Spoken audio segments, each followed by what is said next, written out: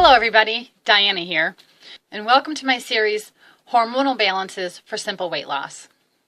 This video, we're going to cover the hormone insulin. Insulin's main function in the body is to carry the sugar in the blood to the cells, and the cells will uptake that sugar and convert that sugar either into energy or into body fat. Another thing that insulin is important for is recovering from exercise and building muscle tissue. Insulin also plays a huge role in metabolism. The problem is when we have too much insulin, it can prevent the breakdown of body fat. So how do we end up with a high level of insulin? Well, by getting sugar into our bloodstream. So what gets sugar into our bloodstream is carbohydrates. And let me just explain something about carbohydrates here. We have the complex carbs, we have simple carbs, and we have man-made carbs. Now the complex carbs, when they go into your body, it takes your body a long time to break it down and to process it and digest it. So when it's doing that, you're not getting sugar spikes because the sugar is being released into your bloodstream at a low level over a long period of time. Now your simple carbs turn into sugar really fast into your body and hit your bloodstream really fast. And this gives you sugar spikes. And then we have man-made carbs. The simple carbs that are really a killer for us today, I almost hate to say it, but yeah, it's high fructose corn syrup and certain other highly concentrated sweeteners that we find in foods. These are loaded with sugar.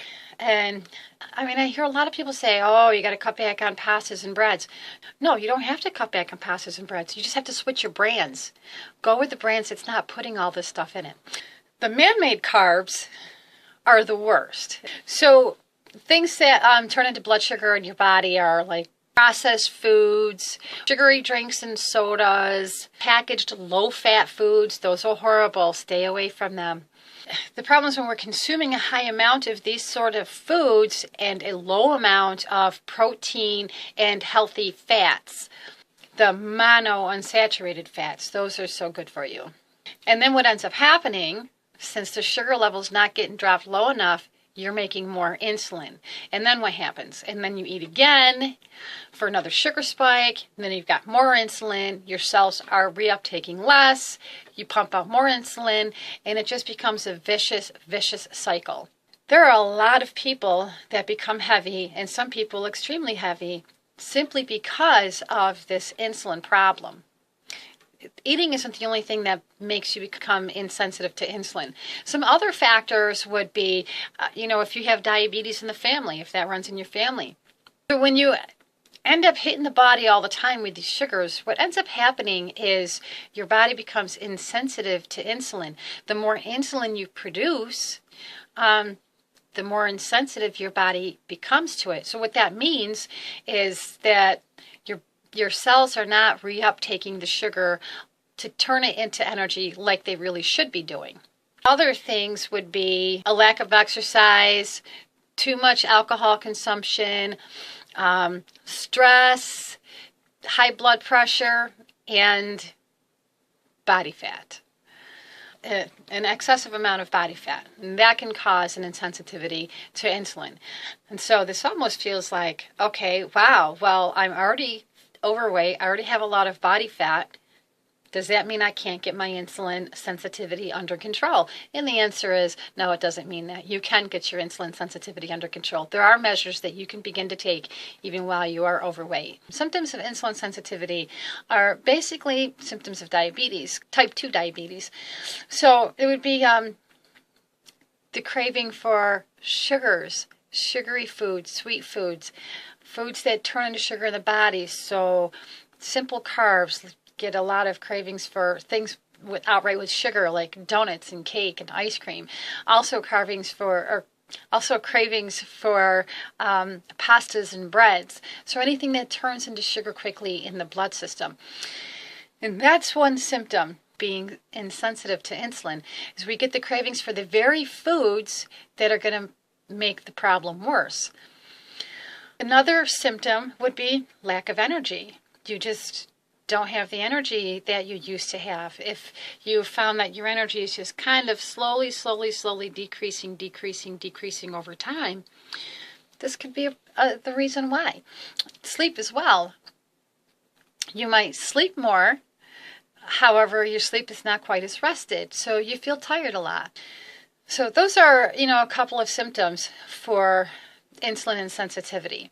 So one of the ways that we can begin to start becoming sensitive to our insulin again is to eat a fair amount of complex carbs, like vegetables and fruits and whole grains. But they must be whole grains. You don't want them broken down, because if it's broken down, it's been simplified. I'm not talking about whole grain pasta and breads. I'm talking about whole grains like shredded wheat cereal, something that's whole. Quinoa is a whole grain. Rice is a whole grain. Another thing we can do is to, if you exercise, immediately after exercise, stay away from the simple carbs. It doesn't have to be forever, but just immediately after exercise, stay away from those simple carbs. Instead, go for something with protein. Which brings me into the next thing that you can do. Increase your protein. So like certain other hormones that we've already covered in this series, protein can help to get your body sensitive to the insulin again. We're probably looking at about somewhere between like 20 and 40 grams of protein for each meal, and then maybe like 15 to 30 grams of protein for each of your snacks, depending on your size and your activity level. If you're really large and you're really active, you want to go all the way up high. So the more protein that you take in, the better your sugar levels are going to be. And the better that your sugar levels are, the better your body's going to respond to the insulin. So there was actually a study that was published in Diabetes Care, is that what it is? Diabetes Care, in the year of 2002. The researchers of this study, they compared a high-protein diet against a low-protein diet in individuals with type 2 diabetes. So what they found is that the high-protein dieters actually had a significant reduction in their abdominal body fat, as well as a reduction in their bad cholesterol. Some of the foods that we can take in to help do this, to help balance out our insulin: chicken, turkey, eggs, shellfish is super good for you. And of course, you can do the red meats, the beef. Meats, of course, are high in the proteins. And if you're vegan, nuts, this, right? Nuts, lots and lots of nuts. And I hope to goodness nobody's listening to any of this garbage like, when you eat nuts, you should only eat this much. Bullshit. Because these have calories too. We're not counting calories. We're making healthy bodies. And we don't look at calories when making healthy bodies. We look at nutrition. So if you need more protein, you kick up your protein. Another great non-animal source of protein is quinoa. Quinoa is super good. It's a whole protein source. Increase your protein. And now again, like with the other hormones, when you're increasing your protein, you also want to increase the amount of fiber that you take in as well. And foods with a lot of fiber, if you're looking at potatoes, avocados, apples, pears, a lot of your vegetables and fruits are just loaded with fiber. So you eat your protein, a boatload of protein, together with a boatload of fiber foods, and you should really start getting your insulin under control.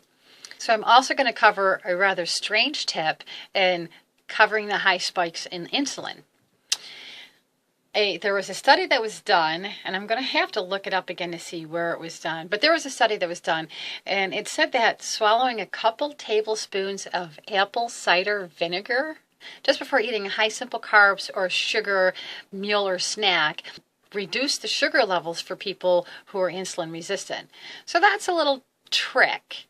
I'm not so sure if that's sustainable, but if you want to look at getting this under control as fast as possible and then balancing out from there, then give it a shot. So if this is something that you've tried, put it in the comments below. Let us know if you've tried it and what kind of effect it had on you. I just think this was kind of a strange study. Like, let's study what happens to people when they swallow apple cider vinegar just before eating bread. Oh, who came up with that study? Now, of course, we're going to cover exercise. Does exercise help? For a sugar problem, then you probably already know the answer to that is yes, exercise absolutely helps. And in fact, is probably the biggest thing for decreasing your blood sugar. And understand that when we decrease our blood sugar and decrease our blood sugar, we're becoming more and more sensitive to the insulin again. So exercise is important. But now, what kind of exercise are we talking about here? Are we talking about, like hardcore workouts, 3 hours a day, 7 days a week? Oh, no. I would never be down for that. The most significant type of exercise that works best with this situation is regular daily activity. If you have an insulin sensitivity, that means you're going to have to increase your daily activity. And I'm so sorry to be the bearer of bad news. But let me give you a couple of tricks, and maybe it won't be so bad, it won't be so difficult.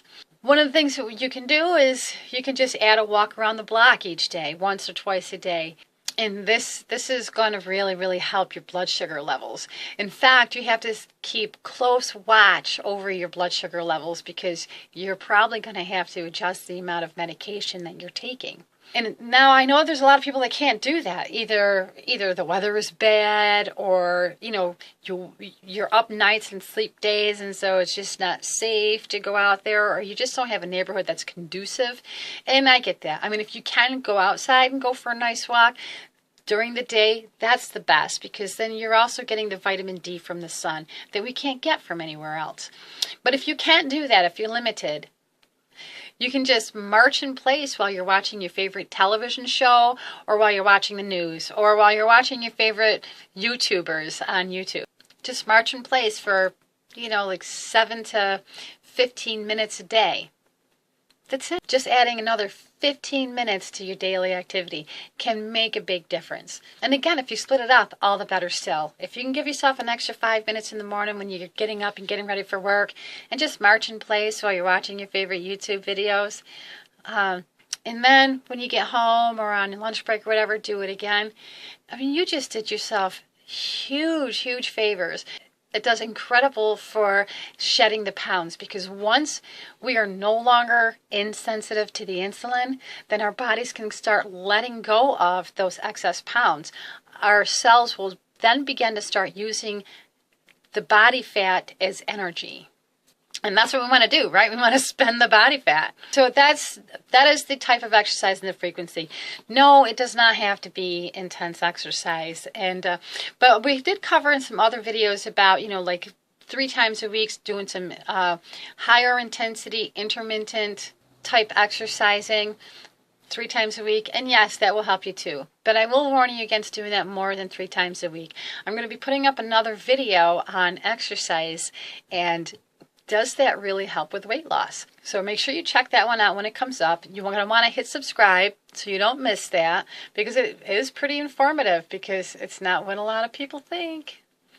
We already know that by decreasing our intake of foods that turn into sugar in our system will help. But we've already talked about this too. When we focus on cutting things out, then what we do is we end up with a mentality of lack, limitation, and deprivation. And that makes that sort of change kind of impossible to stick to for the rest of your life. So we want to be doing things that we're going to be able to do for the rest of our life. So we have to, instead of putting our mind in a state of lack, limitation, deprivation, we want to put our brain in the state of abundance. We have more than enough. We're getting more than we could possibly use. We're eating more food than ever before. But that's why I'm always coming at this with the adding. Yeah, we already know to cut that out. But here's the thing. When you increase your protein and you're increasing your fiber, and the way that I discussed a little bit earlier here, 20 to 40 grams of protein per meal, 15 to 30 grams per snack, and you also throw in fiber at each one of those, or at least 3 times a day, high amount of fiber, this is what's going to happen. You're going to start becoming sensitive to your insulin. You're going to decrease your sugars. And so your cravings for these things that turn into sugar is going to decrease also. So you're naturally going to just start eating less of these foods that are just wreaking havoc with your insulin. Does that sound like a better way to attack that? To me it does. Just eat. Have a bunch of chicken and shrimp, lobster, crab legs. I love those things. Turkey, eggs. These things are so great for you. Just think about and focus on adding in. Now, on the exercise part, if your body cannot do the exercise, if your body cannot handle an increased amount of daily activity, then don't worry about it. As you just begin to address the problems on the inside and get those straightened out, and you're losing weight, and you're losing weight, sure, you might lose it a little bit slower because you can't do the exercise. Sure, it might take a little bit longer to get your insulin under control because you can't do the exercise. But at some point, you can get there. And once you are able to do the exercise, that's when you add that in. If you can't do it. And I find this to be a huge barrier with a lot of people that have a weight problem.